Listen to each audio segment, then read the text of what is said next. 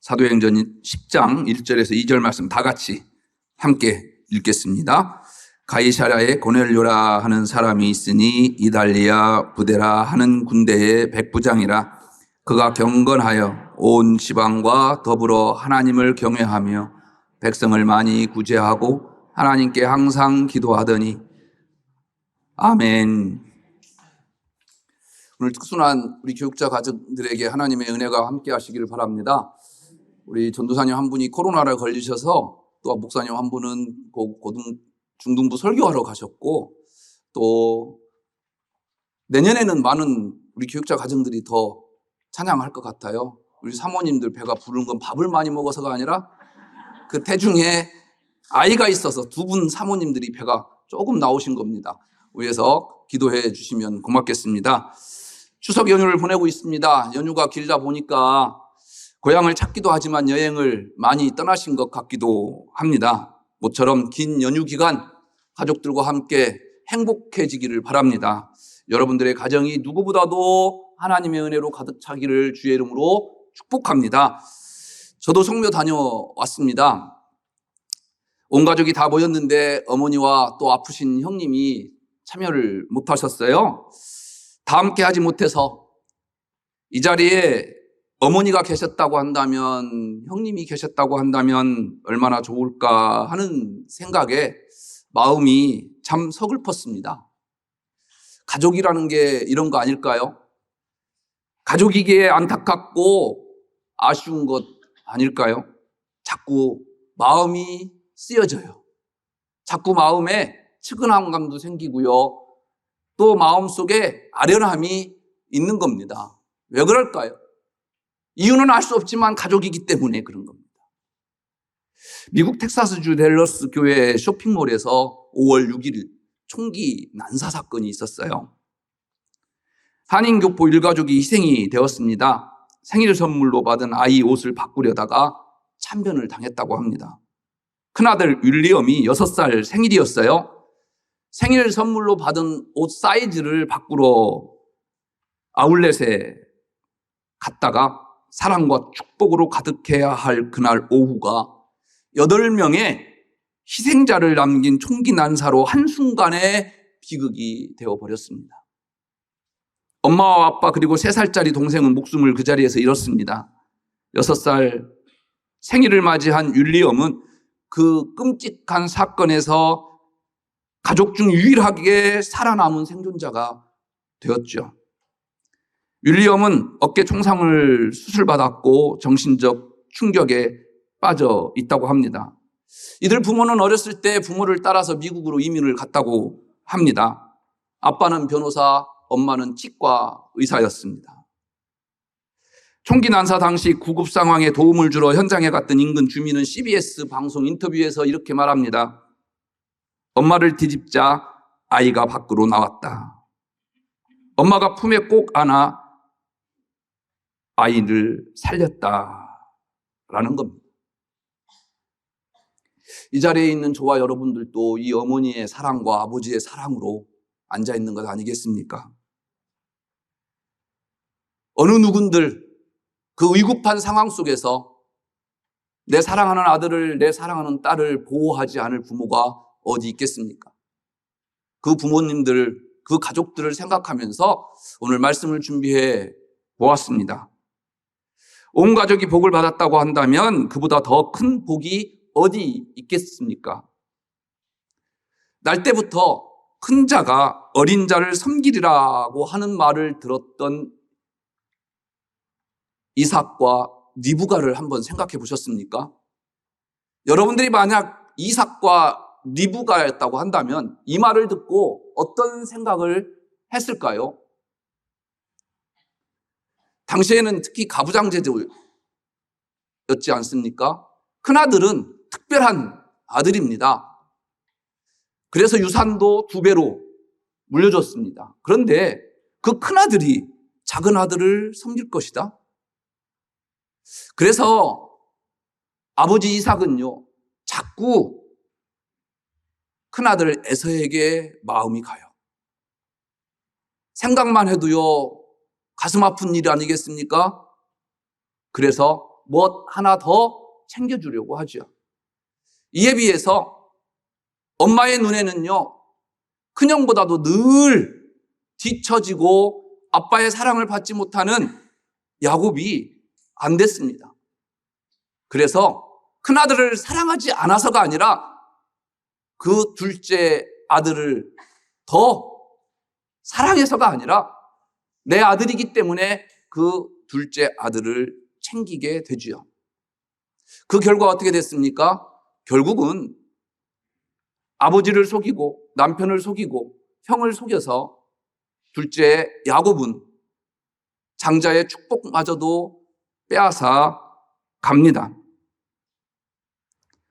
그리고 결국 야곱은 이스라엘이 되었고 에서는 에돔 족속이 되어서 지금도 두 형제들은 계속해서 싸우고 하나가 될 길이 묘연합니다.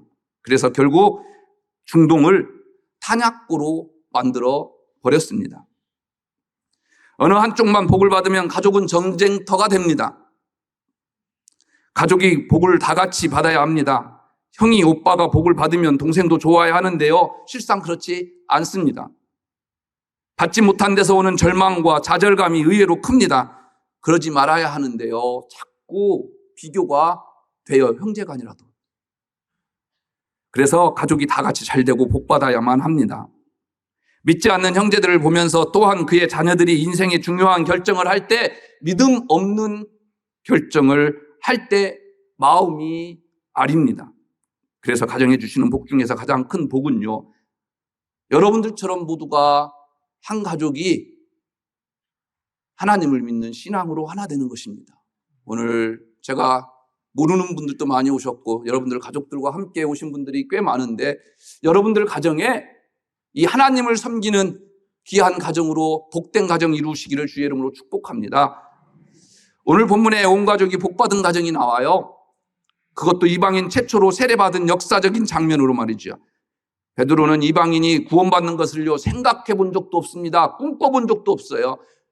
오직 구원은 유대인들만 받는 걸로 생각이 들었습니다. 그런데 이 가정에 성령이 임하는 것을 보고요, 아, 하나님의 구원도 이방인들에게 있구나라는 것을 깨닫게 되고 인정하죠. 이 사건 이후에 이방인을 위한 전도가 본격적으로 시작됩니다. 그러니 이 가정뿐만 아니라 이방 세계에 복을 나눠주는 귀한 기폭제의 역할을 했던 가정이 있습니다. 바로 오늘 본문에 나오는 고넬료 가정입니다. 2절을 보면 그가 경건해서 온 지방과 저부로 하나님을 경외했다 기록합니다. 고넬료는 자신만이 아니라 온 가족이 경건했습니다. 경건했다라고 하는 표징이 뭘까요? 대표적으로요, 기도입니다. 물론 가족 모두가 함께 기도했다는 표현은 없습니다. 고넬료에 대해서 그는 항상 하나님께 기도했다라고 2절에서 기록합니다. 여기서 말하는 항상은요 24시간이라고 하는 의미가 아닙니다. 그는 이방 사람이에요. 이탈리아 군대예요. 즉 로마에서 파송받은 군대 지휘관입니다. 그러니 유대일 리가 없습니다. 그럼에도 불구하고 하나님에 대한 신앙을 가지면서 유대인들이 하는 것처럼 하루에 3번씩 꼬박꼬박 정기적으로 기도했다라는 것입니다. 유대인들은 하루에 3시, 6시, 9시에 기도를 합니다. 오늘날도 로 따지면 오전 9시, 정오, 오후 3시죠. 이런 유대인들의 기도하는 습관을 따라서 고넬료 역시 매일 3차례씩 기도했다라는 겁니다. 그래서 항상 하나님께 기도하더니라는 표현을 쓴 것입니다. 이런 그의 기도하는 모습은 당연히 식구들에게 모범이 되었을 것입니다. 그래서 가족들도 늘 기도하며 하나님 앞에서 있는 모습이 경건의 모습이었다라는 겁니다. 어떤 목사님 고백입니다. 아버지가 목사님이신데 어렸을 때부터 새벽 기도 때 꼭 예배 참석해야 되고 아버지 설교 드려야 되고 또 통성으로 기도를 해야 했다고 합니다. 청소년 시절 때 한번 생각해 보십시오. 저도 우리 아들들 요즘 얼굴 보기가 힘들어요. 삶의 패턴이 달라요. 스타일이 달라요. 그런데 이 청소년 시절 때 새벽 기도를 간다? 이거 있을 수 없는 일 아니겠어요? 그래서 아버지한테 따지면 따질수록 난리 날 것 같고, 그래서 보이지 않는 아버지에게요 마음껏 욕을 했다고 합니다. 하나님 아버지, 도대체 내 삶이 뭡니까? 이게 내가 사는 겁니까? 이게 내 인생 어디로 간 겁니까? 이게 억지로 와서 기도하라고 한다고 해서 되는 겁니까? 있는 욕 없는 욕 다 보이지 않는 아버지께 욕을 했대요. 그런데 그날 그렇게 욕을 하는데 방언이 터졌다네요. 그래서 목사가 됐어요. 이렇게 기도는 억지로 되지 않습니다. 그러나 아버지 어머니의 기도는 대를 이어갑니다. 지금은 기도에 응답이 없어서 매일매일 그 자녀들을 위해서 기도하지만 여러분들의 그 기도의 씨앗은요 자녀들에게 음이 튼다. 하나님은요 여러분들의 그 기도의 통로를 통해서 자녀들에게 복이 되고요 그들의 앞길을 인도하시는 그 하나님의 오묘한 손길이 자녀들에게 임한다라는 것입니다. 사도행전 10장 전체는요 기도를 매개로 이야기를 풀어가고 있습니다. 고넬료 가정은 이방인 가운데 처음으로 성령 받은 증거가 되는 가정이죠. 이방인 중 최초로 세례받은 가정입니다. 그 일이 시작하는 시점이 바로요 기도였습니다. 하나님께서는 고넬료의 기도에 응답하셔서 베드로를 보내주시겠다라고 말씀하셨어요. 기도 중에. 그런데 이 베드로가 고넬료의 집에 갈 리가 없어요. 왜냐하면 베드로는 유대인 중에 유대인이거든요. 그런데 어렸을 때부터 이방인들과 함께 이야기하는 것이 죄예요. 또 그들의 집에 들어가는 것도 죄예요. 그런데 이 베드로가 갈 리가 있겠습니까? 그래서 하나님께서는 묘안을 만들어내시죠. 베드로도 유대인이기 때문에 12시에 정오에 하나님 앞에 기도하러 기도에 쳐서요 가서 기도합니다. 그때 하나님께서 환상을 보여주셔요. 여러분들이 잘 알고 있는 그 보자기 환상이에요. 그곳에는요 율법에서 금하는 부정한 짐승들이 가득 차 있습니다. 그런데 하나님께서 그 짐승을 잡아 먹으라고 하네요. 여러분들 같으면 먹겠습니까? 베드로도 똑같이요. 하나님, 이건 하나님께서 금하신 그러한 부정한 것 아닙니까? 나는 지금 태어나서부터 지금까지 한 번도 먹어보지 않은 겁니다. 못 먹겠습니다. 라고 이야기하지요. 그때 하나님께서 뭐라고 하십니까? 내가 깨끗게 한 것을 내가 왜 부정하다고 하느냐? 라고 이야기하면서 고넬료가 사람을 보낼 테니까 그 보낸 사람을 따라가라. 라고 이야기합니다. 하나님께서 베드로를 사용하십니다. 그러나 베드로가 기도한 내용대로 사용하신 게 아닙니다. 하지만 정말 필요한 일에 베드로를 들어 사용하십니다. 그렇습니다. 여러분들의 그 기도 정말 필요할 때 하나님께서 꺼내 쓰시는 거예요. 여러분들의 그 기도가요 하나님의 히든카드이기를 주의 이름으로 축복합니다. 필요할 때 하나님께서 여러분들의 그 기도를 들어서서 여러분들의 가정을 살리고 여러분들의 자녀들을 살리는 귀한 도구가 되기를 바랍니다. 고넬료의 가정, 기도함으로 기독교 역사의 새 장을 여는 가정이 됩니다. 여러분들 가정도 마찬가지입니다. 우리 가정이 하나님 앞에 제대로 서 있는 것은 기도로부터 시작됨을 기억하십시오. 자녀들이 올곧게 서는 것 역시 부모들의 기도에서부터 시작합니다. 지금 여러분이 여기에 나와 기도하는 자가 된 것도요 여러분들의 자신의 신앙 때문인 줄 아십니까? 아니요. 누군가 여러분들을 위해서 기도하고 있음을 기억하십시오.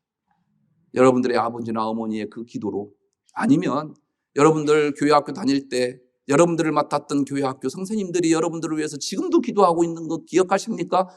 가끔가다 우리 장로님들 만나면요 결혼하고 또 뭐 찾아가야 할 때 저에게 하는 이야기들이 있어요. 내가 교회 학교 때 가르쳤던 학생이다라고 자랑스럽게 이야기하고 있는 거예요. 또 여러분들이 전도했던 그분들이요 여러분들을 위해서 늘 한평생 동안 기도함으로 여러분들이 제가 이 자리에 있는 것 아니겠습니까? 그 기억이 여러분들에게 있으시기를 바랍니다. 또 그 기억을 심어주기 위해서 여러분들이 더 기도하고 무릎 꿇는 여러분들 되시기를 주님의 이름으로 부탁을 드립니다. 고넬료 온 식구가 경건한 모습으로 지낸 증거가 또 2절에 나오죠. 백성을 많이 구제하고, 여기서 백성이라는요 유대인들입니다. 고넬료는 점령자고 유대인들은 피지배인들입니다. 보통 이런 경우 점령군 지휘관답게 압제하고 핍박하고 피를 빨아먹어서 자기 배를 채워야 되는 거 아니겠습니까? 백부장, 원래는 100명의 수하를 거느린 지휘관이라는 뜻인데 대략 한 600명가량, 많게는 1000명가량의 부하를 둔 군 지휘관입니다. 그 정도라면 권세를 부릴만 합니다. 그런 권세를 가졌으면 그 자리에 오르기까지 투자했던 돈이 얼마겠습니까? 그때나 지금이나요. 그런 자리에 오르려면 이게 필요한 거예요, 돈이. 그걸 빼내기 위해서요. 그래서 더 강압적이고 억압을 하는 겁니다. 그러나 고넬료는 달랐습니다. 로마 사람이든 이스라엘 사람이든 그에게 모두 같은 사람이었습니다. 오히려 어려운 처지에 놓여 있는 이스라엘 사람에게 더 마음이 갑니다. 그래서 공경에 놓인 유대인을 보면 그냥 지나치지 않았답니다. 어떤 방법으로든지 그를 도왔던 것입니다. 그 구제가 어느 정도였냐면 하나님께서 기억하실 정도였답니다. 그 구제가 어느 정도였냐면 유대인들이 모두가 다 기억할 정도였다라는 거예요. 요즘 사람을 얕잡아 보는 경우가 얼마나 많습니까? 종종 갑질하는 사람들을 보지요. 배우지 못해서 집안이 천해서 이런 말들을요 함부로 합니다. 비인격적인 말들을 함부로 해요. 어떤 경우에는 부자, 돈이 곧 스펙이라고 말하면서 그게 곧 복을 받은 증거라고 말하기도 합니다. 심지어는 기독교인 중에서도 부자인 것 자체를 믿음 좋은 것으로 축복의 잣대로 생각하는 사람들이 많습니다. 물질의 축복도 하나님 주신 축복 맞습니다. 그러나 복을 받은 사람은요, 낮은 자리에 있는 사람에게 그 눈을 향하게 되어 있습니다. 약한 자들을 도우면서 주장하는 자세를 갖지 않습니다. 사람은 하나님이 창조하신 그 자체가 평등합니다. 인간의 제도로 인해서 이런 평등이 깨졌다고 한다면, 여러분들의 생각이 이건 평등하지 않다라고 생각한다고 한다면 우리 기독교인들은 최소한 어떻게 생각해야 하느냐? 내가 저 사람보다 더 많이 누려서 그 평등이 깨어졌다라고 생각해야 되는 것이 우리 기독교인들의 생각이 되어야 된다는 겁니다. 하나님 만드신 자연 상태에서는 모두 평등인데 현실적으로 그렇지 못하다고 한다면 누군가는 더 가졌기 때문에 이러한 현상이 일어난 것이다 라고 생각하는 것이 우리 그리스도인의 생각이 되어야 된다는 겁니다. 고넬료는 자신이 다스리는 유대인에게 압제하는 자세가 아니라 그들에게 어떤 도움을 주어야 하는가 아주 겸손한 자세로 살았습니다. 그래서 하나님이 그 가족에게, 온 가족에게 복을 주신 것입니다. 여러분들 가정에 가족 사진 하나쯤은 걸어놓고 계시죠? 여러분들의 가족 사진에는 어떤 추억들이 담겨져 있습니까? 많은 이야기거리들이 있을 것입니다. 그 이야기가 고넬료의 가정의 가족 사진이었으면 참 좋겠습니다. 가족 사진이라고 하는 노래가 있어요. 김진호 씨가 작사 작곡하고 그가 직접 부른 노래인데 가사가요 찡해요. 우리 성가는 아닌데 제가 은혜를 받아서 저 혼자 받기에 너무나도 안타까워서 여러분들과 함께 그 은혜를 나누려고 합니다. 한번 영상 보실까요?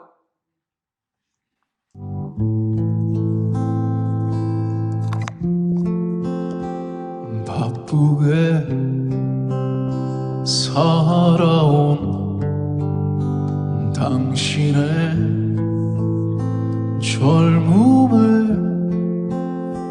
의미를 더해줄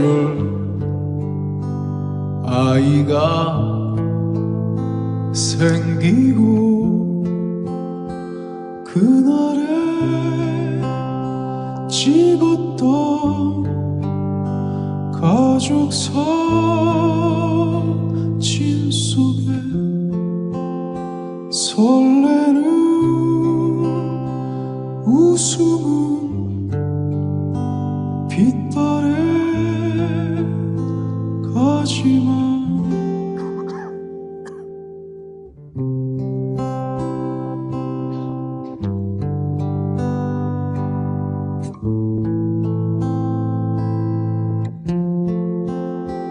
어른이 되어서 현실에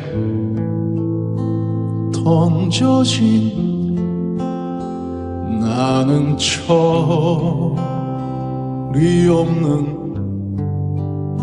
아들, 딸이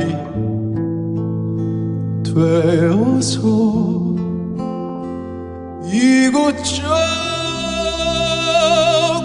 이곳저곳에서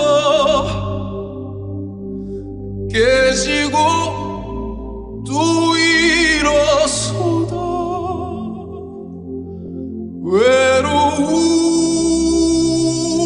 외로운 어느 날 꺼내본 사진 속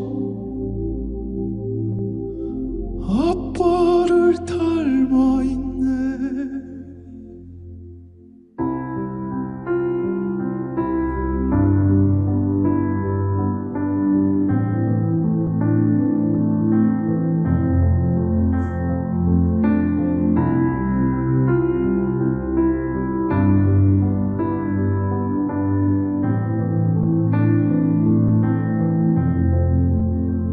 내 젊음 어느새 기울어 갈 때쯤 그제야 보이는 당신의 날들이 가족 사진 속에 미소 띤 젊은 우리 엄마 꽃 피던 시절은 나에게 다시 돌아와서 나를 꽃 피우기 위해 걸음이 되어버렸던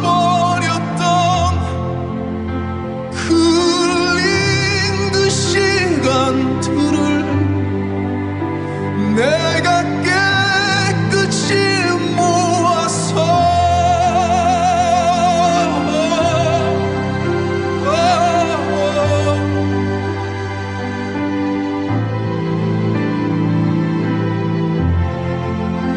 당신의 웃음꽃 피우기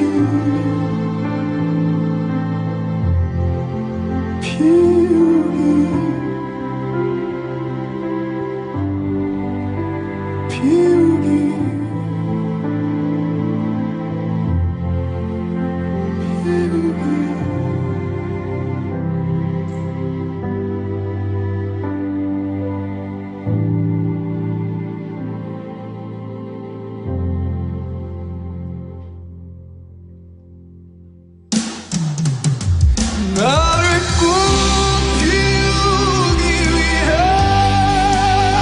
걸음이 되어버렸던 흘린 그 시간들은 내가 깨끗이 모아서